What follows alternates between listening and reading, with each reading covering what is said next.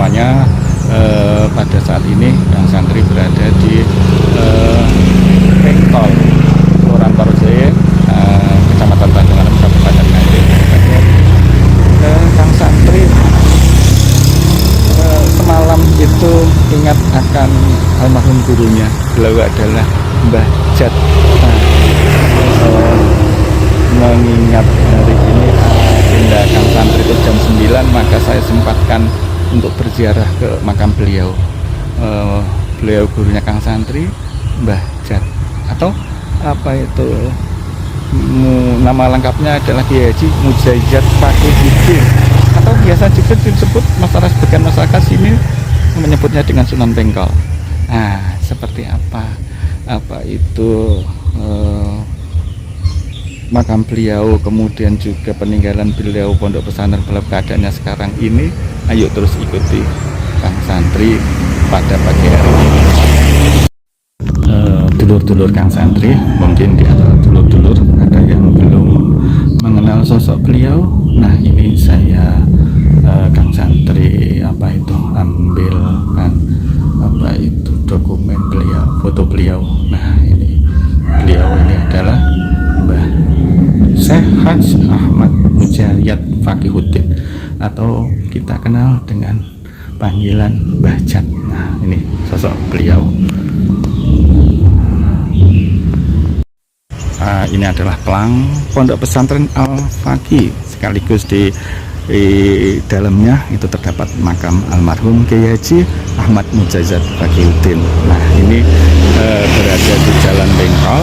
Nah, ini adalah pagar luarnya, seperti ini pagar luarnya. Nah, kemudian kalau kita masuk seperti ini, nanti kita yuk terus ikuti Kang Santri.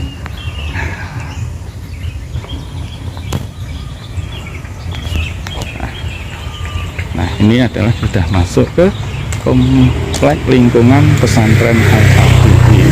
Nah, ini bangunannya. Ini kalau ini di bangunan yang di utaranya, kemudian di sebelah selatannya itu adalah masjid atau musala peninggalan beliau. Nah, seperti ini. Nah, ini masjidnya. Kemudian di sebelah depannya ini adalah ruang tamu. Untuk mengetahui dan mengenal lebih lanjut, terus lihat video Kang Santri. Ketika Kang Santri masih belajar ngaji di sini, biasanya duduk di sini ketika malam hari.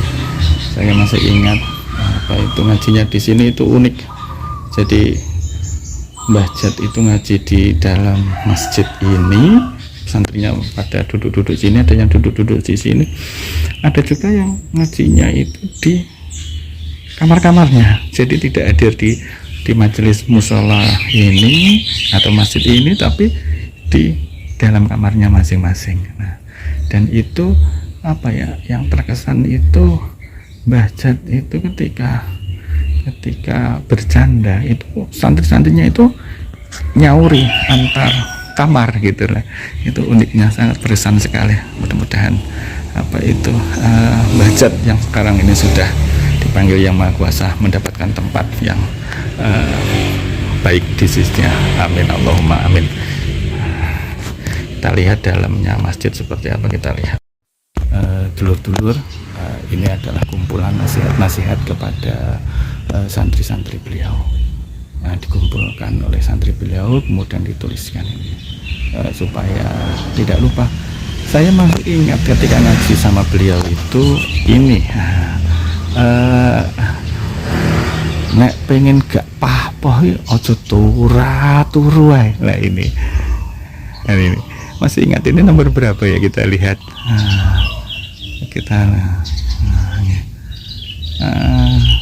Ini nomor 12, masih ingat.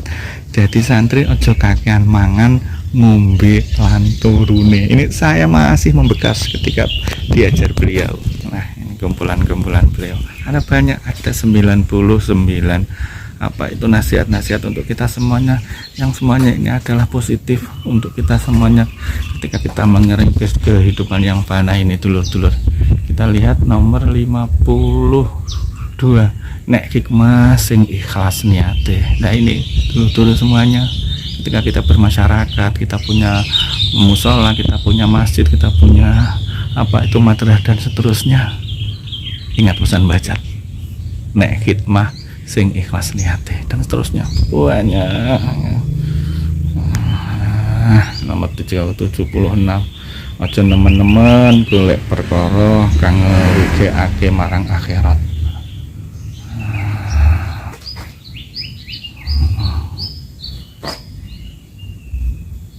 Ini dulur-dulur semuanya, jadi santri kudu cerdas, aja mblah-mbleh aku iso, aku pinter, aku pandai, aku sukses. Amin ya Allah, amin Allahumma amin. Nah ini papan ini berada di utara masjid, dulur-dulur semuanya. Kita bisa mengambil hikmah dari nasihat dari Mbah Jat ini. Jika dulur-dulur ingin berziarah di makam beliau sekaligus melihat situasi pondok pesantren yang ditinggal beliau, dulur-dulur bisa langsung, jadi dari kita masjid atau musola di pondok ini, kemudian di sebelah utaranya ada menuju jalan ke barat. Nah ini menuju ke jalan barat, dan ini nanti menuju ke arah makam beliau. Nah sebenarnya di sebelah selatannya ini adalah makam, tapi pintunya berada di sebelah baratnya. Terus kita lihat,